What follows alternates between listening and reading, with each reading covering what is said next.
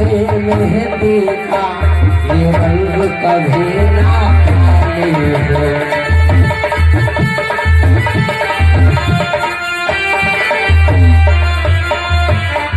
पितामह भीष्म ने कहा, बेटी सौभाग्य तुम्हारा अटल रहे, सिंदूर से मान न खाली हो, और सुनो तुम्हारे हाथों से ये मेहंदी का रंग कभी छूटे ही ना, ऐसा आशीर्वाद प्रदान है। जो ये आशीर्वाद दिया, फिर कहा आप बेटी सर उठा, लेकिन माता द्रौपदी सर नहीं उठा रही, फिर भी सर रखे बैठी है। पितामह भीष्म ने सोचा, लग रहा हमारी बहू भानुमति बड़ी समझदार है, इसलिए और आशीर्वाद लेना चाहती है, इसलिए फिर आशीर्वाद देने लगे। सौभाग्य तुम्हारा अटल रहे, तुम वीर कुमारी वाली हो, सुनो तुम्हारा सौभाग्य अटल ही रहेगा, ये कभी समाप्त नहीं होगा। जो ही कहा, माता द्रौपदी ने फिर भी सर नहीं उठाया। जब पूर्णता आशीर्वाद प्राप्त हुआ तो कहा आप बेटी सर उठाओ। क्यों? क्योंकि अब हमारे पास आशीर्वाद देने के लिए कुछ नहीं रहेगा, जो कुछ था सो आशीर्वाद स्वरूप प्रदान कर दिया। जब ये शब्द सुना, माता द्रौपदी ने तुरंत ही सर उठाया, कहा पितामह, जो ही कहा पितामह, जो ही पितामह के चरणों के नीचे से मानो जमीन खिसक गई हो। ऐसा लगा कि आज हमारे चरणों के नीचे जमीन है ही नहीं।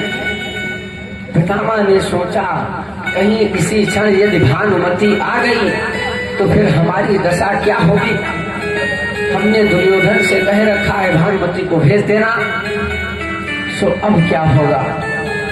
फिर पितामह भीष्म से माता द्रौपदी कहने लगी, आप ये बताओ क्या कि कल और आज कुछ कहते हो।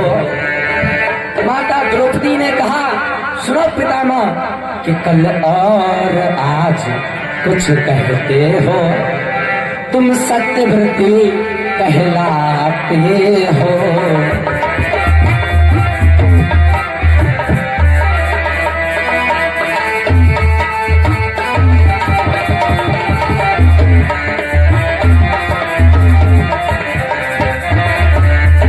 कल और आज कुछ कहते हो, तुम सत्यव्रती कहलाते हो।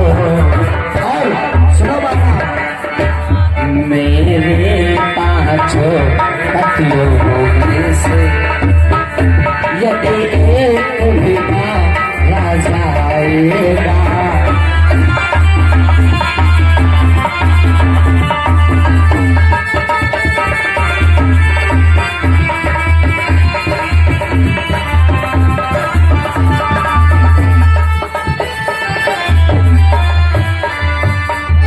द्रौपदी ने कहा, कल कुछ और कहते हो, आज कुछ और कहते हो।